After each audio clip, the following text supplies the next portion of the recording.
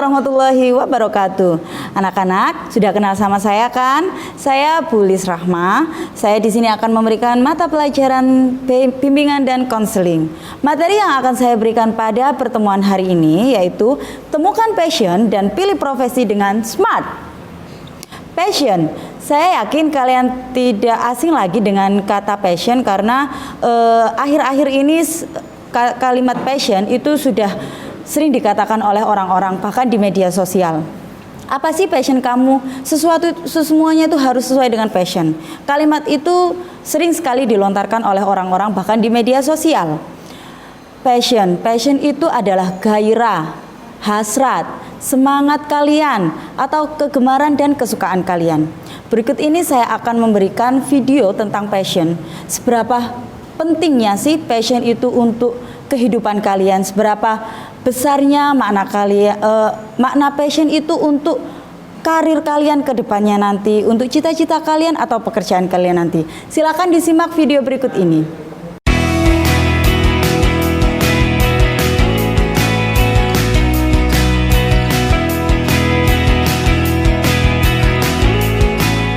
Passion dapat memberi makna, tujuan, dan energi di setiap aktivitas kita. Ketika kamu mendedikasikan banyak waktumu untuk sesuatu yang kamu senangi, semua yang kamu lakukan akan terasa seperti bermain. Jadi, bagaimana cara untuk menemukan passion kamu dan bagaimana agar kamu bisa lebih menekuninya?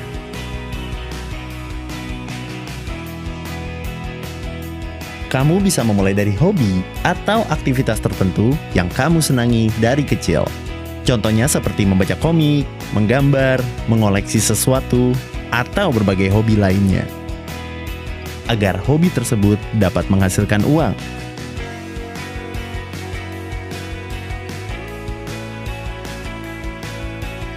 Selain dari hobi, kamu juga bisa menemukan passion dari topik atau isu yang sering kamu ikuti. Mungkin saja topik-topik tersebut bisa membantumu menemukan karir yang tepat. Lihat bagaimana orang lain menemukan passion mereka. Temukan sebanyak mungkin inspirasi, termasuk dari internet. Selanjutnya, tulis berbagai ide yang muncul di benak kamu. Tidak ada ide yang jelek, kamu hanya perlu mengevaluasinya nanti.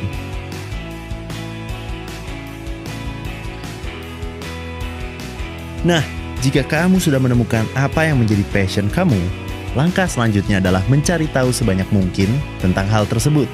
Lakukan lebih banyak riset, baca sebanyak mungkin artikel di internet, atau buku-buku dengan topik terkait. Kemudian, cari tahu cara untuk menjadikan passion sebagai pekerjaan.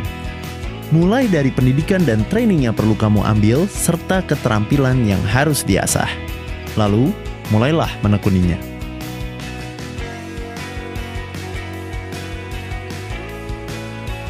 Jangan lupa untuk berlatih sesering mungkin. Jika hal tersebut memang sesuatu yang sangat kamu sukai, latihan tak akan terasa seperti sebuah beban. Dan jika kamu ingin menjadikan passion sebagai sumber penghasilan, jadilah profesional di bidang tersebut.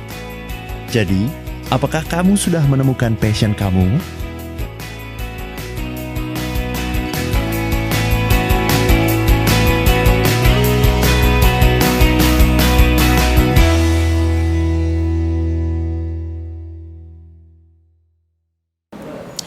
Bagaimana anak-anak? Saya kira kalian sudah mengertikan seberapa jauh atau seberapa pentingnya passion untuk karir kalian ke depan atau pilihan pekerjaan kalian ke depan.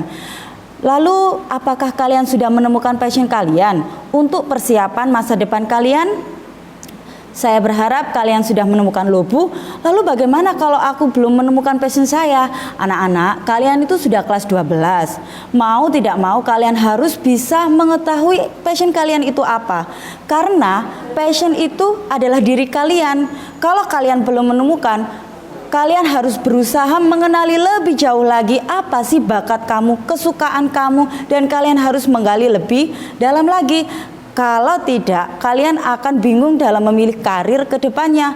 Lalu, dan pertanyaan, Bu, saya mau kuliah jurusan apa? Bu, saya nanti ingin bekerja jadi apa? Nah, pertanyaan itu pasti akan terdengar bila kalian tidak mengenali passion kalian sedini mungkin.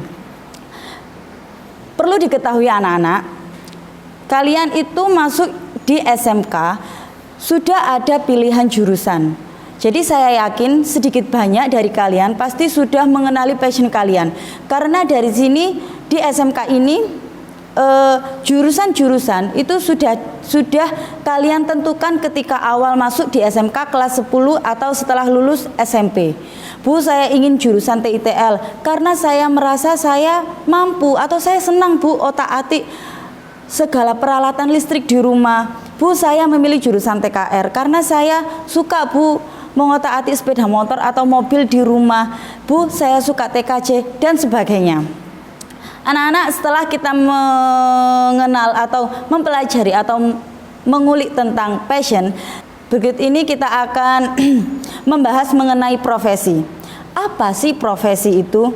Nah, profesi berasal dari kata professio, berasal dari bahasa Latin yang artinya janji atau ikrar, dan pekerjaan. Jadi ada dua pengertian. Yang pertama itu janji atau ikrar, dan yang kedua adalah pekerjaan.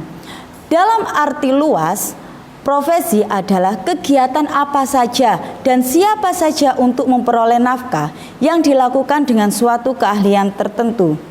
Dalam arti sempitnya, profesi adalah kegiatan yang dijalankan berdasarkan keahlian tertentu yang dilakukan sesuai dengan norma-norma sosial yang berlaku di masyarakat. Lalu bedanya seperti apa, Ibu? Jadi anak-anak, kenapa ada profesi dalam artian sempit sesuai dengan norma yang ada? Kadang profesi itu ada yang tidak sesuai dengan norma yang berlaku atau disebut sebagai pekerjaan atau profesi, padahal itu dalam artian yang luas tidak bisa dikatakan pekerjaan karena tidak sesuai dengan norma-norma yang berlaku di masyarakat. Profesi adalah suatu pekerjaan. Ingat, profesi adalah suatu pekerjaan. Namun, tidak semua pekerjaan adalah profesi. Ini perlu digarisbawahi. Tidak semua pekerjaan adalah profesi. Karena kita melihat pengertian dalam arti sempit yang sudah saya sampaikan tadi sesuai dengan norma-norma yang berlaku di masyarakat. Profesi memiliki karakteristik sendiri yang membedakannya dari pekerjaan lain. Anak-anak tentu juga mengenal istilah profesional ya. Apa sih Bu profesional? Profesional itu juga berasal dari kata profesi. Kalau profesional itu merupakan suatu aktivitas yang menerima bayaran. Hal ini menunjukkan bahwa aktivitas tersebut tidak amatir. Contohnya, pemain sepak bola profesional yang menerima upah untuk pertandingan sepak bola yang dilakukannya. Sementara sepak bola sendiri atau olahraga sepak bola sendiri pada dasarnya tidak dianggap suatu profesi, hanya merupakan suatu kegiatan hobi gitu aja. Namun karena diberikan upah maka menjadi sebuah profesional. Nah, ketika kalian kecil, ketika anak-anak masih kecil ya, seorang anak kecil ditanya, nanti kamu besar mau jadi apa? Pasti jawabannya akan rata-rata, saya ingin jadi dokter, saya ingin jadi pilot, saya ingin jadi polisi. Lalu kemudian ketika mereka remaja, cita-cita mereka itu akan berubah karena mereka sudah mulai mengenal yang namanya idola. Biasanya anak-anak remaja suka mengidolakan penyanyi, pemain film, atau pemain sepak bola, atau pemain olahraga-olahraga lainnya. Kemudian ketika mereka ditanyai, nanti kepengen jadi apa cita-citanya? Saya ingin jadi penyanyi seperti ini, saya ingin jadi pemain sepak bola, saya ingin jadi pemain tenis atau yang lain sebagainya. Nah, ketika mereka beranjak dewasa, maka mereka sudah mulai mengetahui fakta-fakta yang ada. Oh, bahwa ternyata cita-cita itu tidak sesuai, cita-cita itu harus sesuai dengan kenyataan. Bahwa cita-cita itu berdasarkan pada bakat yang kita miliki, lowongan yang ada, kesempatan yang ada di masyarakat, seperti itu. Dari pengalaman-pengalaman dan bertambahnya usia seseorang, mereka pun akhirnya sadar, oh ternyata kita itu harus memilih profesi dengan smart. Apa sih smart itu? Berikut ini akan kita ulas lebih jauh. Sebelum kita masuk ke smart, kita melihat dulu ciri-ciri atau karakteristik suatu profesi itu seperti apa. Yang pertama, keterampilan. Keterampilan yang berdasarkan pada pengetahuan teoritis. Profesional diasumsikan mempunyai pengetahuan teoritis yang luas dan memiliki keterampilan yang berdasarkan pada pengetahuan tersebut. Jadi, sebuah profesi itu harus memiliki keterampilan dan mempunyai pengetahuan secara teoritis. Kemudian yang kedua adalah asosiasi profesional, yaitu organisasi. Biasanya profesi biasanya memiliki badan organisasi yang di dalam organisasinya itu terdapat anggota-anggota yang tujuannya itu untuk meningkatkan status para anggotanya. Yang ketiga adalah pendidikan yang ekstensif.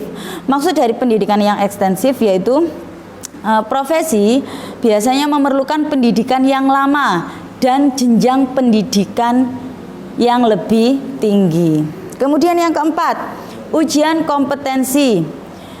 Jadi sebelum memasuki profesi organisasi profesional, biasanya ada persyaratan untuk lulus dari suatu tes yang menguji terutama pengetahuan teoritisnya. Contohnya, ketika kita kuliah di sarjana S1, uji kompetensinya itu kita harus membuat sebuah karya tugas akhir karyanya seperti skripsi. Kalau S2 itu ada tesis dan S3-nya itu ada disertasi. Kemudian yang keempat, pelatihan institusional. Maksud dari pelatihan institusional itu selain ujian, biasanya dipersyaratkan untuk mengikuti pelatihan institusional di mana calon profesional mendapatkan pengalaman praktis sebelum menjadi anggota penuh organisasi. Biasanya kalau di perkuliahan itu ada PPL, ada PKL. Yang keenam itu ada lisensi. Profesi menetapkan syarat pendaftaran dan proses sertifikasi sehingga hanya mereka yang memiliki lisensi bisa dianggap dipercaya.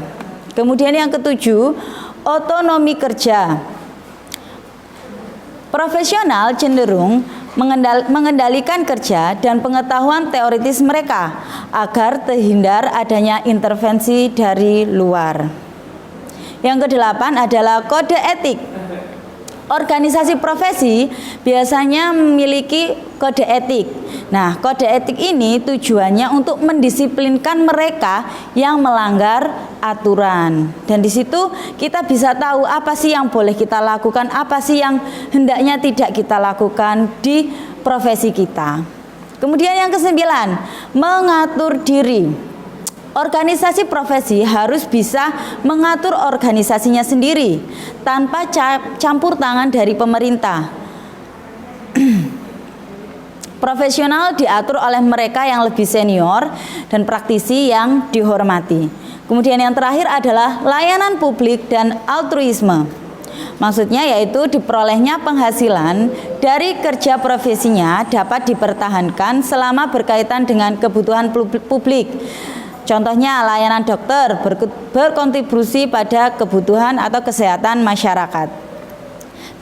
Ada lagi tambahan yang ke-11 tapi tidak saya cantumkan karena ini antara penting dan tidak penting, yaitu status dan imbalan yang tinggi. Biasanya profesi yang sukses akan meraih status yang tinggi, prestis dan imbalan yang layak bagi para anggotanya. Nah, ini dia SMART. Memilih profesi dengan SMART. SMART itu adalah singkatan dari specific, measurable, achievable, reality based, dan time based. Apa sih maksud dari kata-kata kelima kata tadi, yaitu specific, measurable, achievable, reality based, dan time based? Yang pertama adalah specific. Specific itu jelas. Jadi kalian ketika akan menentukan cita-cita kalian itu harus spesifik, harus jelas. dan meyakinkan. Jelasnya seperti apa, Bu? Kalau kalian memang kepingin jadi dokter, ya harus jadi dokter. Dokter apa? Nah, kalian harus menspesifikkan atau memilihnya dari dini. Kemudian yang kedua adalah measurable. Measurable dalam memilih profesi, yaitu bisa diukur baik buruknya, kemudahan dan kesukarannya yang ada untuk mendapatkan profesi itu. Baik nggak untuk masyarakat, buruk nggak masyarakat. Saya yakin kalau profesi harus bisa diukur baiknya ya, karena mengenai dengan profesi dalam arti sempit tadi sesuai dengan norma yang berlaku di masyarakat. Achievable. Achievable itu dapat dicapai dengan mempertimbangkan kemampuan dan kesempatan yang ada. Mempertimbangkan kemampuan. Anak-anak, saya yakin kalian pasti memiliki kemampuan, bakat, dan minat. Jadi benar-benar harus ketika kalian memilih profesi itu harus benar-benar mempertimbangkan ketiga hal tersebut. Kalau bukan minat, bakat. Kalau bukan minat dan bakat, kemampuan. Nah, tiga ini harus kalian pertimbangkan. Jangan asal-asalan memilih profesi. Jangan asal ikut-ikutan dengan teman, karena ini akan menjerumuskan kalian sendiri dan berakibat buruk bagi kehidupan kalian sendiri. Kemudian yang keempat, itu ada reality based. Dalam memilih profesi harus realistis, tidak boleh muluk-muluk. Walaupun cita-cita kalian setinggi langit, tetap kita harus berpijak pada kenyataan. Maksudnya adalah berpijak pada kemampuan, bakat, dan minat. Contohnya, kalian mampu dalam ilmu olahraga, tapi di lain sisi ada kesempatan untuk menjadi dokter, itu banyak sekali. Apakah kalian harus jadi dokter? Itu merupakan suatu kesalahan yang besar bila kalian memiliki kesempatan untuk menjadi dokter, karena bakat kalian itu tidak di dokter tapi di bidang olahraga. Kalau kalian ngotot tetap ingin masuk ke kedokteran, maka itu akan menjerumuskan kalian sendiri, karena belum tentu, tapi kita tidak tahu kan yang namanya nasib, karena belum tentu kalian bisa lulus dengan baik. Yang terakhir adalah time based. Dalam memilih profesi kita harus mempunyai target waktu. Kenapa loh Bu kita harus memiliki target waktu? Dengan adanya target membuat kita itu serius, bersungguh-sungguh dalam mencapai profesi yang kita inginkan. Contohnya, saya ingin menjadi polisi. Berarti dalam jangka waktu ini umur 18 tahun saya harus bisa lulus tes kepolisian, nanti saya bisa melanjutkan ke S1, nanti setelah itu saya bisa melanjutkan pendidikan lagi dan lain sebagainya. Waktu itu harus benar-benar dipertimbangkan untuk memiliki target waktu. Nah, itu dia anak-anak penjelasan saya mengenai passion, menemukan passion dan memilih profesi secara smart. Selanjutnya saya akan memberikan tugas untuk kalian. Jadi ada 2 tugas yang perlu kalian kumpulkan. Tugasnya sangat mudah, yaitu yang pertama, kalian cari informasi sebanyak-banyaknya tentang berbagai jenis profesi di masyarakat. Kemudian profesi yang sudah kalian dapatkan silakan dikelompokkan berdasarkan bidangnya. Contohnya profesi bidang keamanan itu apa saja, kemudian profesi bidang hukum itu apa saja, profesi bidang kesehatan, profesi bidang usaha, jasa dan lain sebagainya itu terdiri dari apa saja. Karena saya yakin banyak sekali jenis pekerjaan yang ada di lingkungan kita dan bisa dibidang-bidangkan sesuai dengan bidangnya. Kemudian yang kedua, menurut kalian, apakah seorang wirausaha dapat dikategorikan sebagai sebuah profesi? Nah, silakan ditulis menggunakan tulisan tangan, kemudian kalian foto, lalu kalian kumpulkan di folder classroom di kelas bimbingan dan konseling. Untuk tanggal akhirnya akan saya umumkan melalui media WhatsApp. Jadi silakan dikerjakan terlebih dahulu. Mudah bukan pekerjaan kalian? Baiklah anak-anak, itu dia materi yang bisa saya sampaikan mengenai temukan passion dan pilih profesi dengan smart. Baik anak-anak, Sekian dari saya mohon maaf apabila ada kata-kata yang kurang berkenan dan ada kata-kata yang kurang dimengerti. Silakan kalian berkomentar di bawah dan nanti akan saya berikan feedback atau jawaban. Demikian dari saya. Wassalamualaikum warahmatullahi wabarakatuh.